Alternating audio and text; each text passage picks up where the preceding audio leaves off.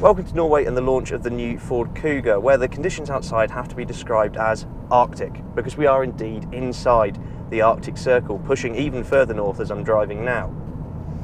So the question is, can the SUV that usually takes kids to school hack it out here? I mean, this place has seen temperatures between the region of -15 and -24 over the past few days. Can the Kuga suffice as a mode of transport out here where people usually use snowmobiles?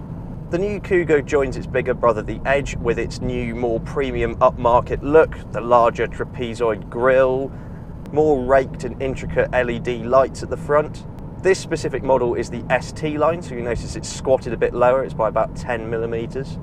Has the addition of some sporty alloy wheels, and finished in this metallic grey against this white backdrop, I think it looks really good. ST Line also includes some black elements to the grille and the roof rails, and again it gives it this really premium but also slightly sinister look to it. I'd say this facelifted model certainly adds a bit more panache to the car's stance.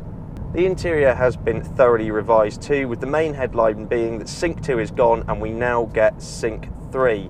It's a much more intuitive touchscreen which enables more gesture control over the screen than the previous model, and the new operating system is also much more ergonomic to use. This being the ST Line, occupants get these half leather seats, and up front they're quite well bolstered. They're slightly sporty, it has to be said, and that's the overall thing with ST Line. There is various changes to enhance its sporty character. Rear occupants get good levels of head and leg room, and also the middle passenger doesn't have to cope with an overly massive transmission hump. Boot space is a respectable 456 litres or 1,603 litres with the rear seats folded flat. Under the bonnet of this specific Kuga is a 2-litre diesel engine, and it produces 178 brake horsepower and a very usable 400 Nm of torque. That's particularly useful whenever we're out here. It also has Ford's intelligent all-wheel drive system, which continuously can make adjustments to where power is required.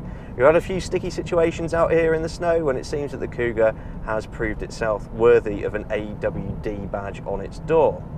It's a strong engine, it pulls well, but it's also quite refined whenever you're up to speed. Yeah, you get that classic diesel grumble whenever you really put your foot down, but ultimately the car is quite well refined, it rides quite well. Obviously there's only so much we can tell in these conditions with relatively smooth roads and limited running in certain areas because of weather conditions. But back home when we're in the UK, we'll do a full road test of this car and really put it through its paces. Now, I mentioned that ST Line was more than just all show and no go, because in addition to that 10mm lowered ride height, you also get thickened anti-roll bars, and the steering has been sharpened further as well, so you get a more agile vehicle overall. Again, whilst driving impressions are limited in these conditions, I have to say it feels sharp, it feels composed, it deals with body roll very well.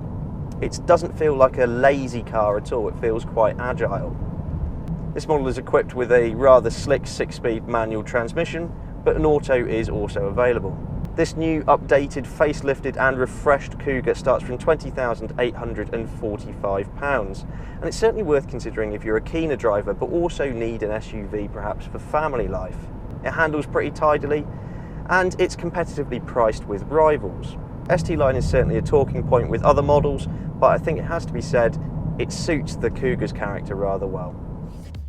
Thanks very much for watching, and let us know what you think in the comments below.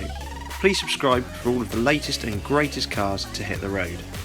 For breaking news and written reviews, visit www.insidelane.co.uk.